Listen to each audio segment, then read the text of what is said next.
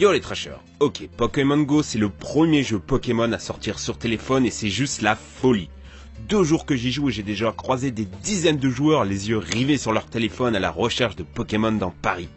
Le principe est simple, tu dois te balader dans la vraie vie, capturer et combattre de nouveaux Pokémon tout en découvrant les secrets de ta ville. Par exemple à la Tour Eiffel, il y a une arène. À la jolie plaque commémorative en bas de chez moi, un Pokéstop. La carte est remplie de milliers de points à explorer et c'est juste l'outil parfait pour visiter une ville. Bref, ça cartonne et la presse en parle presque tous les jours. Un homme qui joue à Pokémon Go pendant l'accouchement de sa femme, un commissariat pris d'assaut par les Pokéfans, une fille qui trouvait un cadavre en cherchant des Pokémon aquatiques dans une rivière, ou un gang qui braquait des enfants qui cherchaient des Pokémon dans leur quartier. Phew. Et tout ça pour un jeu même pas encore disponible. Je vous explique ça en fin de vidéo, comment télécharger, tout ça. Mais pour l'instant, je vous propose de découvrir 15 astuces et secrets pour devenir un joueur surpuissant sur Pokémon Go. Avoir Pikachu en starter. Au début du jeu, on vous propose de choisir parmi les 3 starters habituels. Ignorez-les et marchez au loin jusqu'à ce que Pikachu apparaisse. C'est un Pokémon très rare, donc c'est plutôt un bon plan de commencer avec lui. Trouvez des Pokémon rares. Il faut marcher, beaucoup marcher, mais pas n'importe où. Dans les grandes villes, vous trouverez beaucoup de Rattata ou Roucoule, comme dans la vraie vie. Mais dans la nature, c'est la folie. Alors pas de panique pour ceux qui habitent une jungle de béton, pas besoin de voyager en Amazonie. Il vous suffit juste de vous balader dans les parcs ou près des points d'eau. Ce sont des lieux riches en Pokémon rares. En regardant votre carte, vous remarquez aussi des petites feuilles vertes apparaître parfois au loin sur les cartes. Sachez que ce sont des lieux à haute concentration de Pokémon. Vous pouvez aussi chasser les Pokémon rares en vous servant du radar en bas à droite de l'écran. Cliquez dessus et choisissez les Pokémon que vous n'avez pas encore. Le nombre de pattes en dessous vous indique la distance à laquelle ils sont. Une patte c'est genre 10 mètres. 3 pas c'est moins d'une centaine de mètres. Faites pas vos feignants et partez les capturer car ils ne resteront pas éternellement dans votre périmètre. C'est un véritable jeu de chaud ou froid pour obtenir les Pokémon les plus rares. Bon, et bonus pour les moins courageux, sachez qu'il est possible d'utiliser de l'encens pour attirer des Pokémon. Ou des leurres sur les Pokéstops qui attireront plein de bestioles autour. C'est quand c'est tout rose là. Capturez des Pokémon facilement. Il vous suffit juste de lancer votre balle sur le Pokémon qui apparaît. Un cercle vert, la capture sera facile. Un cercle rouge, vous allez galérer. Utilisez votre index plutôt que votre pouce pour les Pokémon volants qui sont relous à toucher. Attendez aussi que le cercle au centre soit tout petit, ça veut dire que votre chance de capturer est maximale. Il existe aussi la possibilité de charger votre balle en la faisant tourner avant de la lancer, elle devient tournoyante et vous rapporte des bonus. Sachez qu'il existe aussi des objets pour vous faciliter la capture. Les baies Frambi, Amadou la bestiole et les Super Balls et Hyper Balls sont débloquables à partir du niveau 10 pour maximiser vos chances. Avoir les Pokémon les plus forts. Il n'y a pas de statistiques dans Pokémon Go, mis à part les points de capacité qui indiquent à peu près la force du Pokémon. Celle-ci peut augmenter avec des poussières d'étoiles. Mais faites gaffe aux Pokémon que vous choisissez de faire grimper de niveau. Privilégiez les Pokémon XL sur le poids et la taille. C'est indiqué par une petite icône verte à côté. Ils semblent plus forts. Faites aussi attention aux sets d'attaque. Il y en a 2 mais on ne peut pas les changer. Essayez d'avoir des Pokémon avec des attaques fortes et un type qui vous plaît dès le début. Personnellement, j'ai remarqué que la plupart des Pokémon forts des autres joueurs étaient soit Roucarnage, Nosferapti ou Ratatac. Et c'est normal. Pour faire grimper de niveau ou faire évoluer votre bestiole, il vous faut des pierres de sa propre lignée évolutive que vous gagnez en capturant des Pokémon de la même espèce. Vous n'avez pas compris? Je m'explique. Si vous voulez faire évoluer un Roucoule en Roucoups, il vous faut capturer 3 autres Roucoules. En effet, vous avez besoin de 12 pierres. Vous en gagnez 3 en capturant un Roucoule et une en donnant un Roucoule au professeur. En le relâchant quoi. Autant vous dire que pour faire évoluer votre starter, vous allez galérer. Pour faire évoluer un Magikarp en Léviator, c'est ainsi plus de 100 Magikarp qu'il faudra capturer. Mon conseil est donc de capturer un max de Roucoule, de choisir le meilleur et relâcher les autres, de le faire évoluer et d'augmenter ses PC jusqu'au niveau maximal. Ainsi, vous gagnerez facilement les arènes et obtiendrez plus de poussière, donc plus d'évolution. Et après, vous choisissez un Pokémon qui vous plaît, évidemment. Gagner un max d'expérience. Tout rapporte de l'expérience dans Pokémon Go. Visiter un Pokéstop, réussir un joli lancer de Pokéball ou capturer un Pokémon, même déjà obtenu. Il vous faudra donc capturer tous les Pokémon que vous croisez et farmer les Pokéstops à fond. Mais si vous voulez obtenir beaucoup d'expérience, vous avez 3 solutions.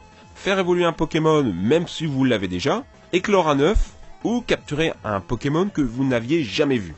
Ces 3 choses rapportent le plus d'expérience. Augmenter son niveau de dresseur est plutôt un bon plan. Vous gagnez des objets, vous débloquez des bonus, des capacités et surtout ça vous permet de rencontrer et capturer des Pokémon plus forts. Faire éclore ses œufs plus rapidement. Quand vous obtenez un œuf, allez dans votre menu, choisissez Pokémon, œuf et mettez-le dans un incubateur. Vous en avez un au début, mais vous en gagnez d'autres plus tard dans le jeu, par exemple au niveau 6. Pour les faire éclore, il faut marcher 2 km pour les œufs communs et 10 km pour les œufs rares. Je vous conseille plutôt de faire éclore ces derniers car il y a de sacrées belles bestioles à choper. L'astuce pour maximiser son nombre de kilomètres, c'est de prendre le bus ou le tramway. C'est un peu de la triche, mais en tout cas c'est très efficace et vous trouverez aussi plein de Pokémon.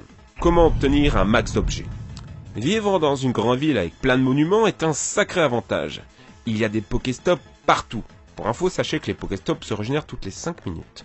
Bon, par contre, niveau objet, on n'est pas très gâté. Il ne semble pas avoir d'objets ultra rares mis à part les œufs. Conquérir un max d'arènes. Quand vous passez au niveau 5, vous pouvez affronter les arènes. Vous allez devoir choisir votre clan, les jaunes, les bleus et les rouges. Est-ce que ça change quelque chose ? Pas tellement. L'idée c'est plutôt de conquérir des arènes et de les colorer à la couleur de votre clan. Mais en vrai, on sait tous que votre but sera de devenir le plus fort en solo. Cependant, vu que 90% des joueurs prennent rouge, je vous conseille de choisir bleu. Au moins vos combats d'arène seront plus palpitants.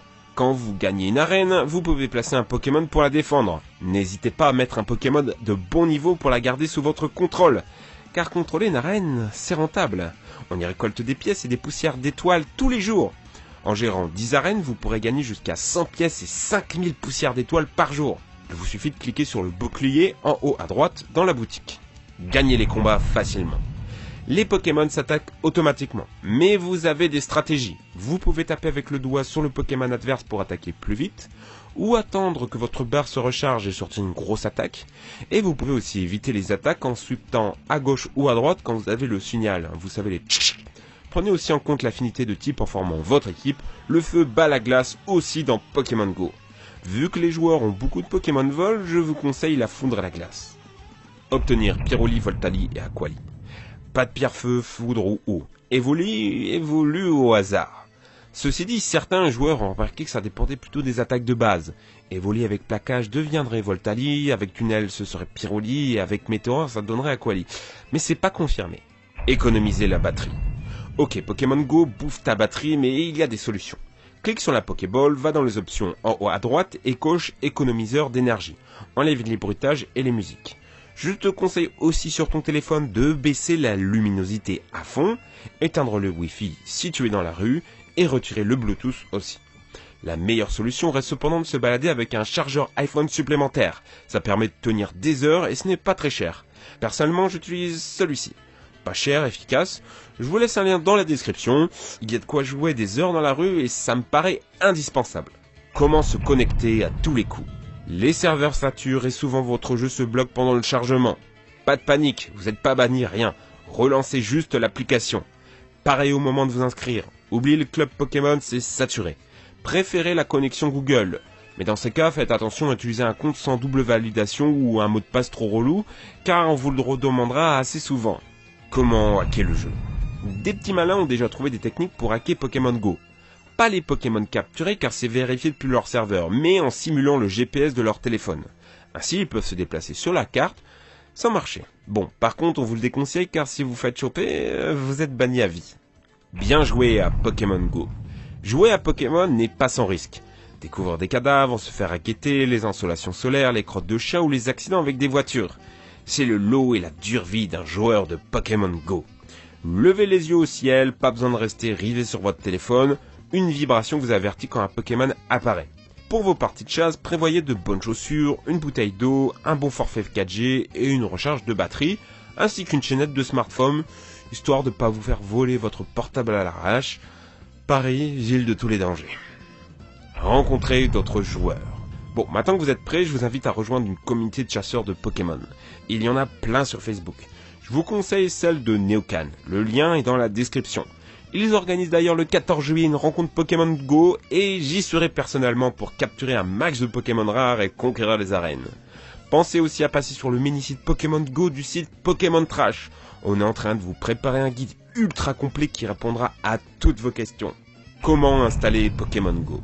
Ok, tout ceci vous a donné envie de vous lancer un Pokémon Go sur votre iPhone ou Android ? RIP Windows Phone ? Mauvaise nouvelle, il n'est pas encore disponible sur les stores français. La faute au serveur saturé dans le monde. Mais pas de panique, vous pouvez quand même jouer dans votre pays.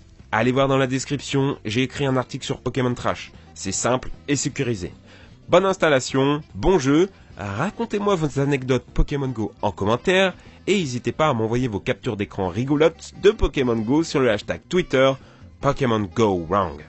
J'ai hâte de lire ça. D'ici là les amis, je retourne dehors. Merci à tous, ciao!